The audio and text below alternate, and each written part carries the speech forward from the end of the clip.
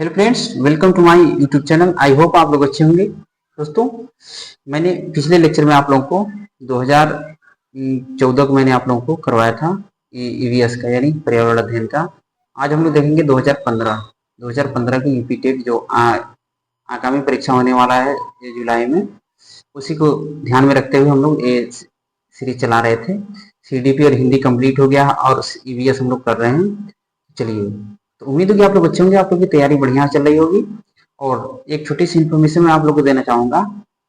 Exam city दिखा रहा है, ठीक। तो एग्जाम सिटी में थोड़ा सा प्रॉब्लम ये आ रही है कि अगर शायद इसमें थोड़ा सा बहुत स्लो चल रही है। उसमें समस्या ये कि आप रजिस्ट्रेशन नंबर और मोबाइल नंबर दोनों को ऐड करके आप चेक कर सकते हैं, दोनों से चेक हो जाएगा आराम से, आपको दिखा देगा। चलिए, इधर उधर की बातें न करेंगे, हम लोग मेन मुद्दे पर आएंगे, क्वेश्चन को देखेंगे। चलिए, हम लोग देखेंगे ईवीएस को देखेंगे, पर्यावरण अध्ययन को। चलिए, हम लोग शुरू करते हैं। पहला क्वेश्चन है, प्लेग है।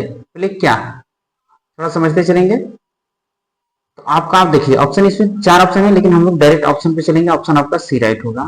क्या है इसमें? जीवाणु जनित बीमारी। अब थोड़ा सा एक्सप्लेन को अच्छे से देखेंगे तो इससे अच्छे तरीके से डिटेल में और समझते जाएंगे। देखिए, लिखा है प्लेग। प्लेग एक जीवाणु जनित बीमारी है। यह एक संक्रमण रोग है जो जो पास्ट्यूरेला पेस्टिस नामक जीवाणु के कारण फैलता है। तो ये आपसे पूछ सकता है कि किस जीवाणु के कारण फैलता है, तो आपको नाम याद होना चाहिए।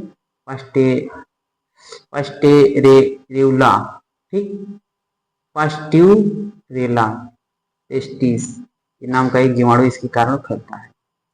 कह रहे इसमें मानव का फेफड़ा प्रभावित होता है, यानी प्रभावित होता है। यानी इसे ये भी पूछ सकता है कि प्लेग से मनुष्य का कौन सा अंग प्रभावित होता है, तो फेफड़ा, ठीक। इसे मानव का फेफड़ा प्रभावित होता है। चलिए, यहाँ तक पढ़ेंगे हम लोग, थोड़ा समझते हुए चलेंगे। चूहा प्लेग रोग का वाहक होता है, यानी आपसे ये भी क्वेश्चन पूछ सकता है कि प्लेग रोग का वाहक कौन होता है? चूहा। यह अन्य नाम ब्लैक डेथ, टाउन पेस्ट भी है। आदमी को यह रोग प्रत्यक्ष संसर्ग अथवा पिंसुदंश से लगता है। यह तीव्र गति से बढ़ता है और यह कभी कभी निमोनिया का रूप धारण कर लेता है। तो उम्मीद है ये चीज आपको समझ में आए। चलिए, आगे बढ़ेंगे हम लोग, नेक्स्ट क्वेश्चन को देखेंगे। नेक्स्ट क्वेश्चन है, गैसीय अपशिष्ट है। तो ये आपका ऑप्शन राइट होगा डी, लकड़ी कोयला से जलने वाला धुआं। चलिए, आगे थोड़ा सा बढ़ेंगे हम लोग। एक्सप्लेन में दिया है, गैसीय अपशिष्ट वे पदार्थ होते हैं जो किसी अन्य पदार्थ के अवशिष्ट शेष होते हैं तथा गैसीय रूप में होते हैं तथा इससे पर्यावरण में प्रदूषण होता है। यानी इससे क्या होता है? पर्यावरण में प्रदूषण होता है, जो मुख्य वायु प्रदूषण का कारण बनता है। गैसीय अवशिष्ट निम्न है, कौन कौन? देखिए, लकड़ी कोयले से जलने वाला धुआं, औद्योगिक क्षेत्र में चिमनियों का धुआं, जंगलों में लगने वाली आग से निकलने वाले धुआं, ये सब क्या है? ये गैसीय अपशिष्ट है। तो आई होप आप लोग को समझ में आया होगा। आगे बढ़ेंगे हम लोग, नेक्स्ट क्वेश्चन को देखते हैं हम लोग। नेक्स्ट क्वेश्चन है आपका, निम्नलिखित में से कौन से पौधे दूर दूर प्रसारित होंगे? यानी कौन से पौधे दूर दूर प्रसारित होंगे? तो ऑप्शन आपका हो जाएगा राइट, ऑप्शन सी होगा, फल द्वारा प्रकिरणित पौधे, यानी फल द्वारा प्रकिरणित जो पौधे होते हैं। आगे बढ़ेंगे, क्वेश्चन नंबर 124 को देखते हैं।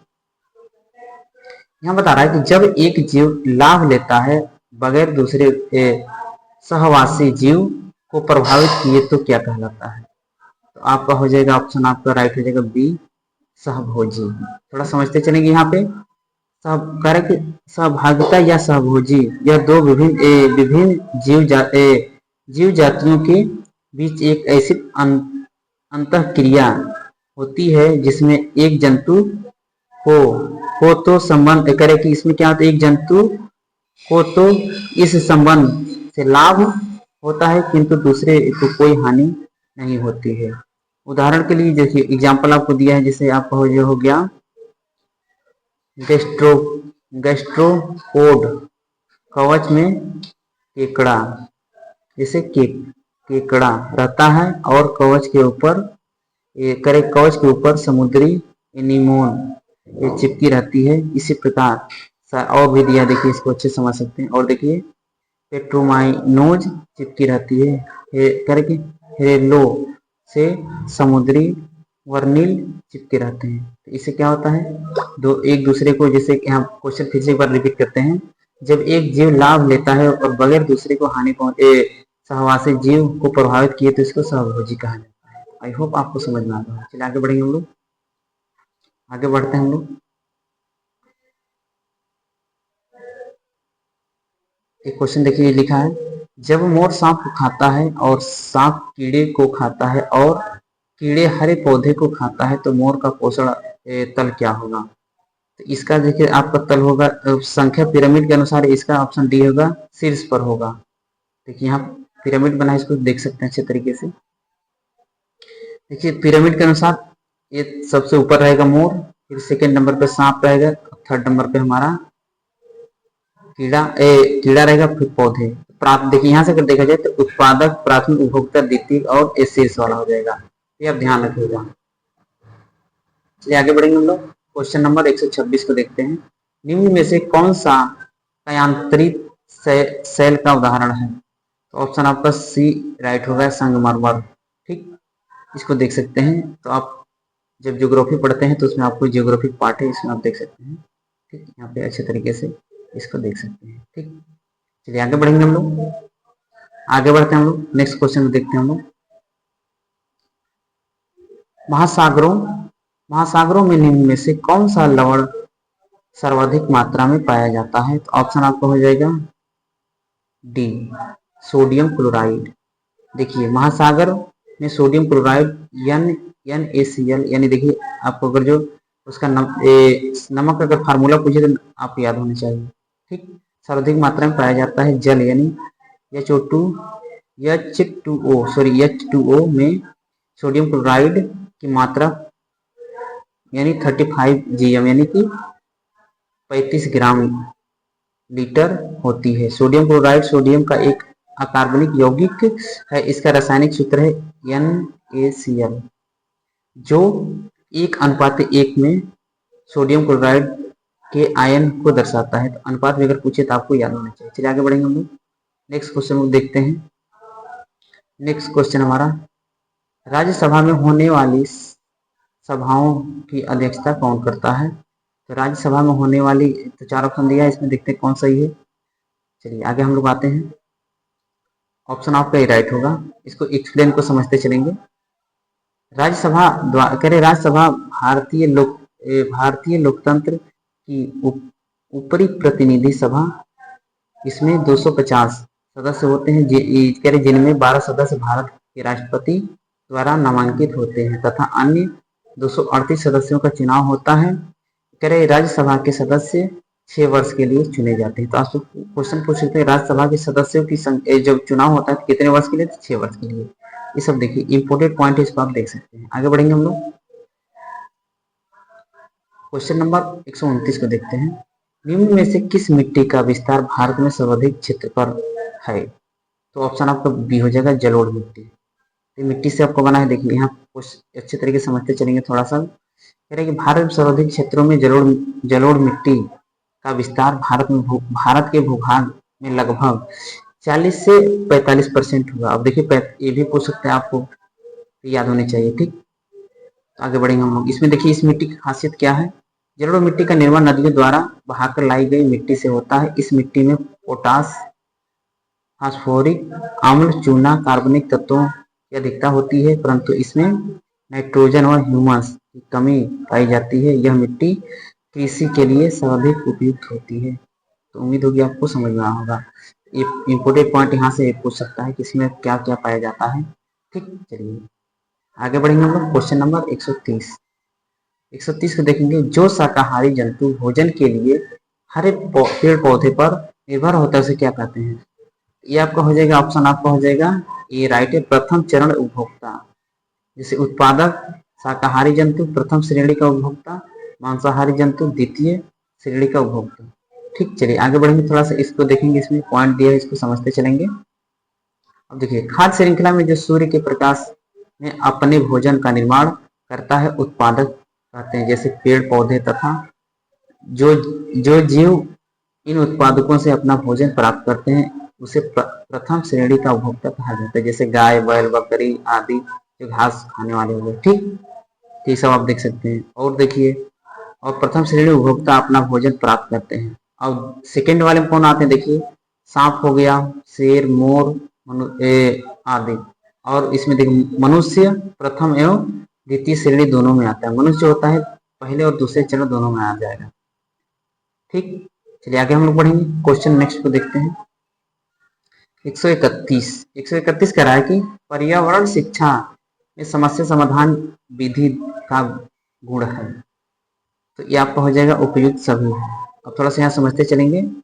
ये पेडागोजी से बना है क्वेश्चन। देखिए, पर्यावरण शिक्षा इन्वायरमेंटल एजुकेशन में समस्या समाधान विधि प्रॉब्लम सॉल्विंग मेथड के अंतर्गत खोजकर्ता में सृजनात्मकता, चयन करने की क्षमता तथा लक्ष्य केंद्रित होना चाहिए। अतः पर्यावरण शिक्षा में समस्या समाधान विधि जो है, देखिए पहला आपका लक्ष्य केंद्रित विधि, सर्जनात्मक विधि, चयनात्मक और ये सभी अन्य विकल्प सही हैं। ये आपको समझ में आना चाहिए। चलिए आगे बढ़ेंगे लोग। उम्मीद होगी आप लोग को अच्छे से समझ में आना होगा।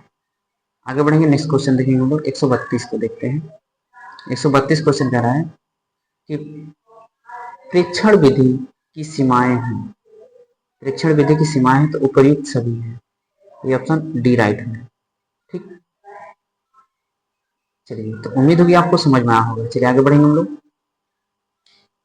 क्वेश्चन नंबर 133 कह रहा है इकोसिस्टम की सही परिभाषा क्या है। तो ऑप्शन आपका डी राइट हो जाएगा, जीव समुदाय और उसके वातावरण का संतुलित तंत्र। ये देखिए इकोसिस्टम के बारे में दिया है, इसको देख सकते हैं आप अच्छे तरीके से। ये था इसका। और देखिए इसका जो एग्जाम्पल देता है आप इस एग्जाम्पल भी देख सकते हैं। आगे बढ़ेंगे हम लोग, क्योंकि टाइम नहीं है, हम लोग बहुत जल्दी जल्दी क्वेश्चन को करते चलेंगे। देखिए, मानव विकास के क्रम में दो पैरों पर चलने का सबसे बड़ा लाभ है। यानी मानव विकास के क्रम में दो पैरों पर चलने का सबसे बड़ा लाभ क्या है। तो ऑप्शन आपका सी राइट होगा। हाथ स्वतंत्र रूप से मस्तिष्क की आज्ञानुसार कार्य कर सकते हैं। ठीक, आगे बढ़ेंगे हम लोग, इसको देख सकते हैं। क्वेश्चन नंबर आपका दिया है, देखिए क्वेश्चन नंबर है 135। भूकंप की तीव्रता नापने के लिए यंत्र का क्या कहते हैं। ठीक, तो ये आपका हो जाएगा ऑप्शन बी होना चाहिए। देखते हैं हम लोग कौन सा ऑप्शन सही है। सिस्मोग्राफी। चलिए देखते हैं हम लोग कौन सा है। ऑप्शन बी, हाँ सही है। देखिए ऑप्शन बी सही है इसका। ऑप्शन बी राइट है। कह रहा है कि भूकंप की तीव्रता मापने के लिए सिस्मोग्राफिक नामक यंत्र का प्रयोग किया जाता है। ठीक, अब थोड़ा सा यहाँ समझ लेते हैं।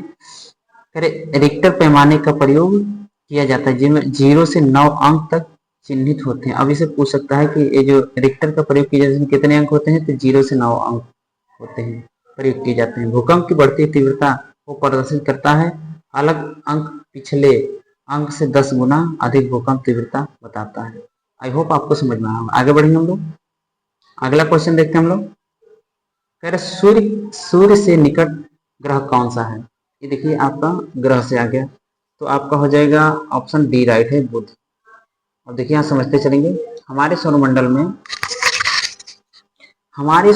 में सूर्य से बढ़ती हुई दूरी के क्रम में ग्रहों की स्थिति इस प्रकार है। बुध, शुक्र, पृथ्वी, मंगल, बृहस्पति, शनि, अरुण, वरुण आदि। और इस प्रकार बुध सूर्य के सबसे नजदीक का ग्रह है। बुध ग्रह सौर मंडल का सबसे छोटा ग्रह है। तो यहाँ से क्वेश्चन ये भी बन सकता है। आगे बढ़ेंगे हम लोग, तो उम्मीद होगी आपको समझ में आया होगा। आगे बढ़ेंगे हम लोग। क्वेश्चन नंबर 137 कह रहे गिर राष्ट्रीय पार्क किस राज्य में है। तो आपका हो जाएगा ऑप्शन बी, गुजरात में। ऑप्शन बी राइट है। गिर राष्ट्रीय उद्यान गुजरात राज्य के काठियावाड़ जिले में है, स्थित है। इसकी स्थापना 1965 में हुई थी। ध्यान रखिएगा आप लोग।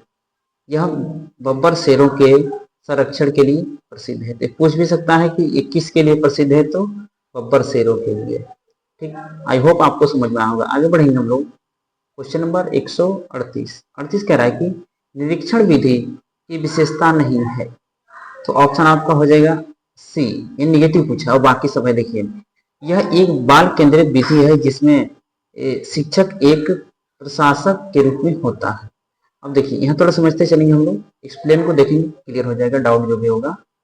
देखिए, कह रहे कि यह निरीक्षण विधि का विशेषता, जैसे यह वर्णनात्मक अनुसंधान का प्रमुख साधन है।